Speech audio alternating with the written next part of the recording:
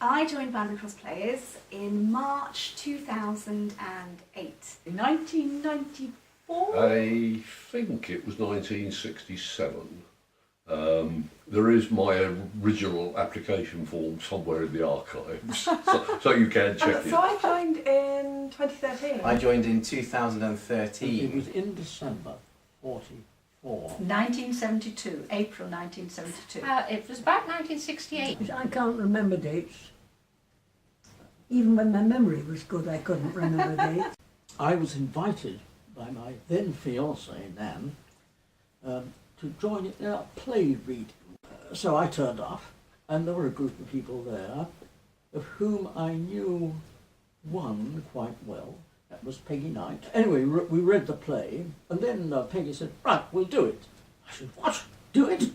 And then, after a week or two, we thought, well, you know, we've got to call ourselves something. So we called a meeting, and one of the girls there, Gwyneth Wills, was secretary to the town clerk, and the town clerk was Peggy's father. And so she asked him if he would be chairman. And he said yes. Just a week or two afterwards, Banbury Cross Players was officially formed and named. I joined because I've been involved in Amdram for a number of years, since I was 14 in fact. So I was kind of cajoled into going to BCP. I was told, well, you've always wanted to do it. Well, go on then, let's see you do it. So I thought, right, okay, I'm going to do this. And I was very, very nervous about meeting people and representing myself as opposed to my family.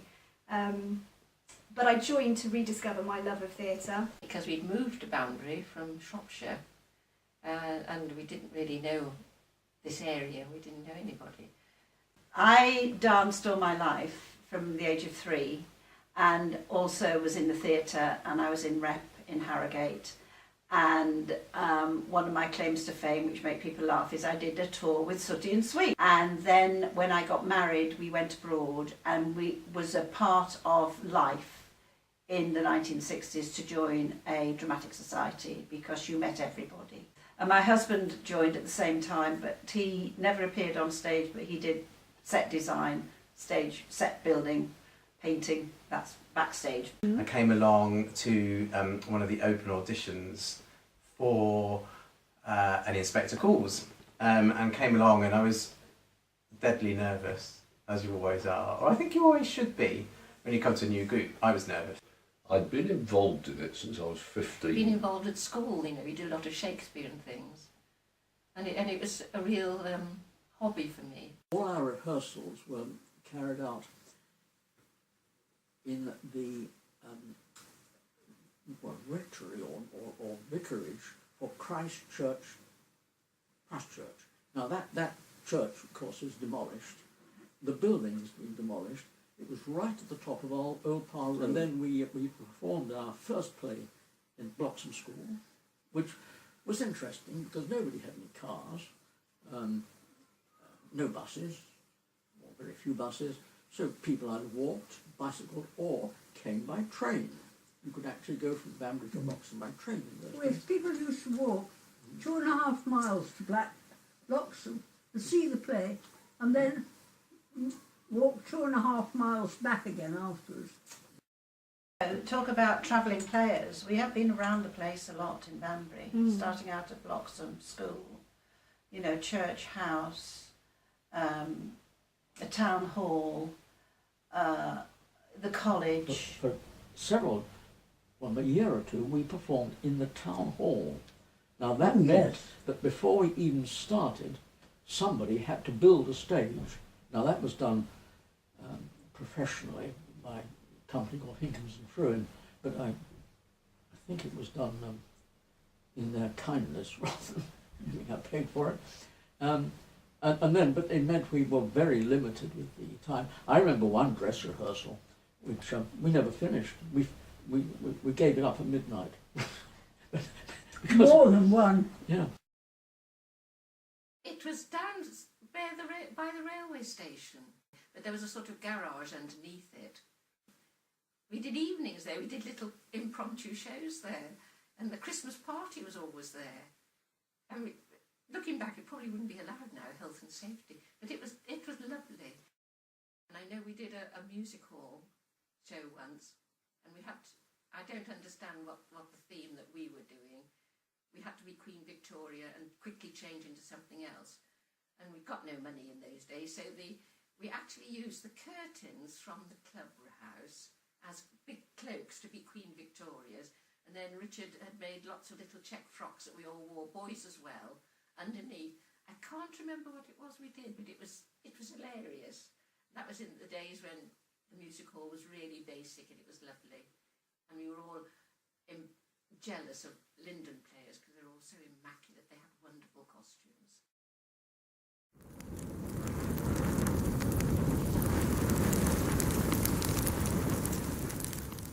Devastation. It really was. But it was a terrific shock because we didn't know where else to go then.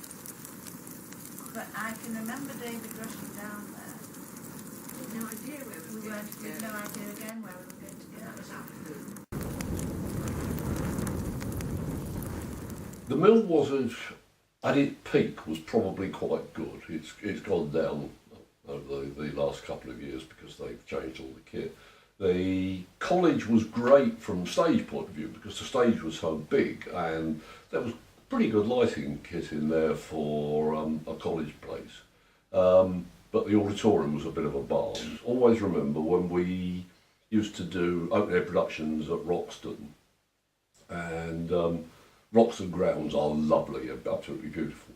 And we'd work Saturday, we'd get the seating up, we'd start getting whatever set or whatever we needed, and come in and finish off on Sunday morning. I always used to go over early, sort of 9:30 before anybody else arrived. And on a beautiful summer's day, those grounds, with our kit in it, it was just a fabulous. And then we've been all over the place, peaceful. really, for headquarters and for sets. I mean, we used to actually at one stage, we used to rent big units on the trading estates, and we built sets in there. I remember seeing Peggy was during the set building for this play Without the Prince. I can remember her this day halfway up a ladder painting a flat. And then, of course, we got to know Sven and Peggy very well after that. I do also remember my first night being a musical evening with Philip Fine, who I then didn't see for a very long time after that, but it was great fun. It was down at the old clubhouse, which was burnt down, and that wasn't my fault. And it was really... Just get that out there now. That's not your fault. Yeah, yes, that wasn't my fault. And I I came didn't down to the smoke it. mill, I think it was the quarterly meeting night. I didn't know a single person there, and I just turned up hoping to be let in. It was a quarterly meeting that I walked into, and there was myself and Mark and Ruth Griffiths who had joined it or came along on the same night. Quite an interesting first stab, but the one thing that I do remember, and this might sound a little bit cheesy, is the fact that everybody was very welcoming. In my previous Amdram life up in Stoke, you had to go and be involved in something and go to these theatre groups for about 6 months before people would talk to you. And I remember specifically because I met Linda Shaw first, and she terrified the pants off of me, so I'll tell you that now. Yes, it was down at Turner's Yard, and we used to have Monday night meetings, Monday nights with Maureen. But it was Terry directing, and his audition process was partly script, but then it was improvisation. I remember thinking, oh, okay, this is quite serious. This isn't just going to be Amdram. People like Peggy, Spen, Neville, Nan, all that crowd were around. Very few people who were around now. Nick possibly was about, but if he was very small. But we both felt completely at home, I think, didn't we? It Yeah, was I- pretty easy. Yeah, I felt included right from the word go, really. The first pantomime we did, which was Cinderella, I think we had an audience of about 3,000. They knew it was on, people had known it was on for months because we'd advertised it. And it suddenly struck them that this was the thing that we wanted to go Well, and see. it was very local. I mean, it was written by Martin Blinkhorn. It was very much helped by what was then Lord Milne Company, Alcan, and they provided a lot of materials and what have you. So and a lot of the community in Banbury were interested. So we have fond memories of good pantomimes, and they did in certain times keep us going for the rest of the year, because we'd do it for 2 weeks and we'd make a lot of money, and that helped us through the rest of the year. Well, I make no secret of the fact that I'm not a big fan of pantomime, but it all kind of adds to the mix of what makes BCP a success. So. And I think it's very important that children see theatre. It's the first time they probably go to a theatre, and they see that magic, they see that spectacle, and it probably, hopefully, may give some of them an interest. But it's always backstage. I like making it happen. Mm-hmm. I don't want to be the person who happens. Mm-hmm. I remember plays basically for the technical side, not for the play. Wiggle all night and wiggle all day. He spends his time just wiggling away. There's a worm at the bottom of the garden, and his name is Wiggly Woo. Yay! So far, 12th night was amazing fun. Everyone worked so well together. I couldn't have asked for a nicer group of people to actually be working with on that one. And of course it was amazing to actually get to perform it outside at Sawgrave Manor. Mm-hmm. That was a bit of a dream come true, because I've always wanted to do Shakespeare open air. I feel we have got such a high standard. I'm so proud to be involved in Banbury Cross Players. Whatever happens, we put on a good show, and we may be paddling 100 to the dozen backstage, but on stage it will go on. My favourite show, that's the question, wasn't it? That's really tricky to answer, but I think maybe because it was my first serious production with BCP, it would be Alan Ayckbourn's Role Play, directed by Terry Gallagher. Knives and forks in the kitchen for 30 pages seems to ring a bell, but I enjoyed that very much. Stevie was two-hander, Jane Shanahan and might have been John Morgan. It was just a straightforward box set in a sort of suburban house, but Richard built the front door that opened onto the set with a stained glass window in it. And there was one point in the show where the only light was the sun shining in through the stained glass window. And you had this wonderful pattern of colours all the way across the stage. Were you Starsky or were you Hutch? She won't remember. I don't Anyway, she picked it up and she put it in the dragon's mouth, and all the kids went, ugh! A lot of Tony Neal's productions come to mind with his fondness for trolleys. What have we got? Hound of the Baskervilles was a great trolley production. My absolute favourite was, for me personally, selfishly, was Inspector Calls, because it was more serious. I like comedy, but I don't like just doing comedy all the time. I very often get cast in comedic roles, which gets frustrating as much as I enjoy it. So it was really good because Inspector Calls enabled me to challenge myself to play a very straight role. Tale of Two Cities, because Richard built a working guillotine. Well, I think especially if you act and you're in the middle of a big production and you come off and you think, God, what's next? But it is a terrifying few minutes, and I think everybody's had that. One of the great things about being the Banbury Cross Players is that you're not restricted to doing one particular genre of play. There was one scene in Cabaret which I always remember. At the end of the first act, when three of the Hitley youth sing Tomorrow Belongs to Me. And there was Dave Smith, Jem Turner, I can't remember who the third was, in their Hitley youth uniforms, lined up diagonally across the stage.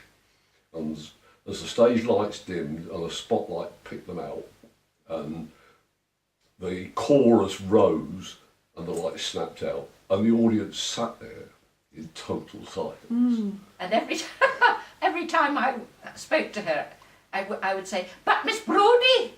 But Miss Brodie!" Every line I said started like that. And one night I completely dried, and there was a new lady in the society who was the prompt. And she was actually sitting in the front row. This was at the college. So I sort of walked towards towards her and looked her straight in the eye and said, "But Miss Brodie, nothing. And I looked at her again, and so she looked at her book and said, oh, but Miss Brodie. And I thought, yeah, I know that bit. Weird Sisters is another fond memory that I have. It took me about 2 years to convince BCP's committees, various, that it was a production that we should do. So finally to get it in the season was quite an achievement. And of course the opportunity that gave us when we got involved in the RSC's Open Stages project was just brilliant. Well, I know when I was in Pack of Lies, the old one, The first and one. my daughter was played by Ruth Sullivan. John and I were at the table having breakfast, and Ruth was supposed to come in and join us, but she didn't, and we had this incredibly long conversation about various things. And in the end I said, oh, I'll go and see her if she's coming, if she's all right. So I went down again at the college under the stage, and she was just sitting in the dressing room, and I said, are you coming on? She said, oh, have we started? I said, yes, we have. And I thought, where's the stage manager? I don't know what happened to stage managers in those days. I mean, in the past, I've done stage management. I did stage management quite a lot at one stage. Nobody noticed. No, of course they didn't. Dave Robinson's uncoordinated skipping was quite funny. Surely you must remember Trespass. In the play there was the phrase, let's have a swizzle of Cointreau. And thereafter we used to go over to the Waitley after to have a swizzle of Cointreau. Neville used to pick me up and take me down to rehearsal. And then we'd go and have a swizzle of Cointreau. It was good those days, weren't they, Neville? Oh, they were fun, yes. Never had more than one. Never had No, one no. afterwards. No. Just have a little swizzle of Cointreau. To start with, it was just any success we may have had was a result of the enthusiasm of a few people. But of course, as those people left, it could have died then. But no, we formalised the society. We turned it. We gave it an organisation. At that time, when everyone was enthusiastic, they came to all rehearsals. Everybody came, and it was partly a social occasion. Now, that social aspect has persisted. I think that has been very important. No, when you're in a play, you become a family. And so you're very close-knit. But on a Tuesday night, you belong to everybody, and you talk to everybody, and you have a drink. And I think that is the success. I think because they are an incredibly friendly society, but they don't ask for more commitment than you're prepared to give. If you haven't got time or you've got other commitments, you can go in and out. But we've got a stalwart backing group which are amazing. The plus is we do 4 shows a year, which gives people opportunity. We have an incredible history, and outside of the society, observed by people outside of the society as much as those within it. I think there was a solid base. I think we're very fortunate to have the history of the society from Peggy and Spen and Neville still with us today. I think the fact that that spirit of theatre has carried through into the next generation with Nick and Jem particularly. Everyone is so hardworking and so involved in all aspects of putting on a show. I think if it wasn't for everyone's hard work and teamwork, I don't think any society could get to 70. Because I think it's just interest in what you're doing and what other people are doing and how you can react to them. It's all a question of reacting to people. I remember when I first started thinking that actually we as a group, or the group, performed too many times a year. I did think, oh gosh, that's really cramming it in, and therefore how much of it can be quality. But clearly it works for the group because we still get the audiences, and it set us in really good stead. I think the social aspect is really important. I think it's really key that that bit keeps going because it means that everybody can get involved and do stuff.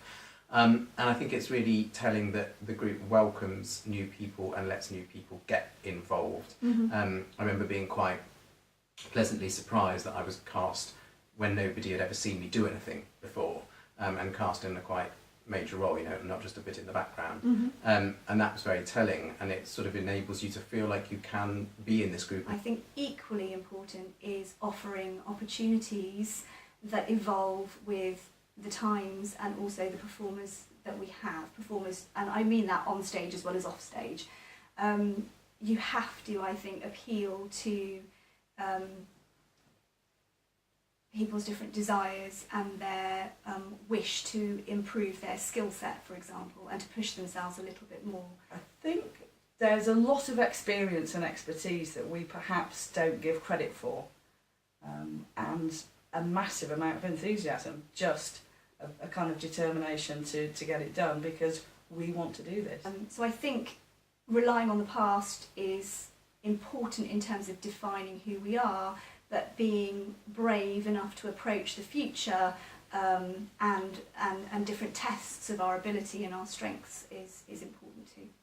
My goal would be that BCP have an audience of 400, 500, 600 people who come to see the shows because it's BCP rather than a particular genre or a particular writer. We have faced several obstacles in the best part of 5 years, I think, which has tested us as a society in terms of our ability to adapt and be flexible. What I'd really like to see is the mill get its act together, get itself set up in a way that everybody like us can actually manage to work down there without feeling that we're a bit in the way. Well, the big dream is to have our own place.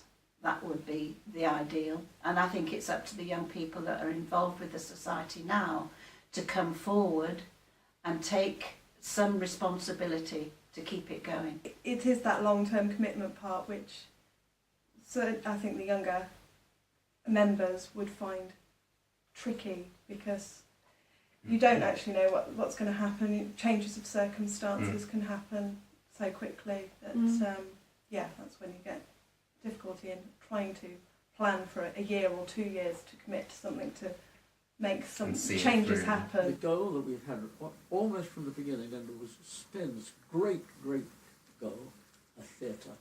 Yes. Spin put an enormous amount of work into that.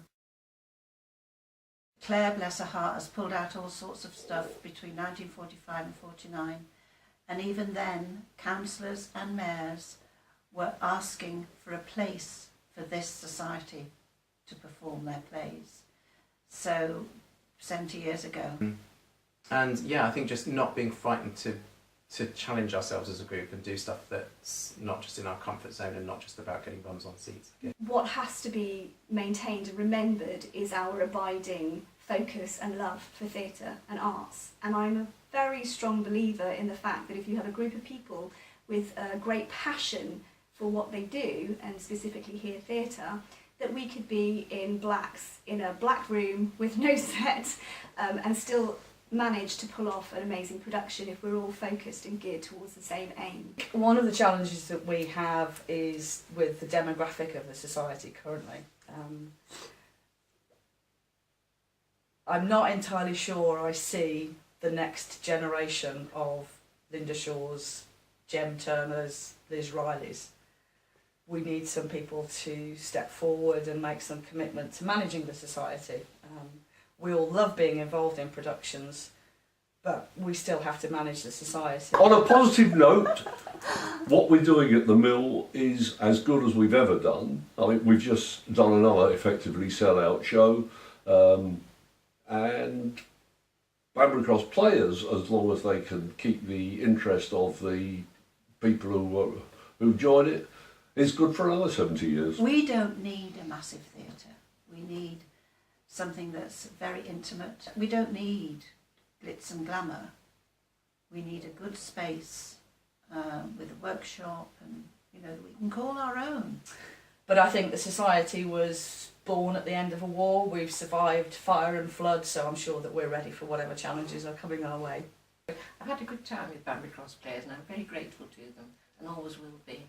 I made a lot of friends, yeah. I always feel good when I've done a show and it works, yeah. Yeah. Swizzle of Quantrill is about all I can think of between us now.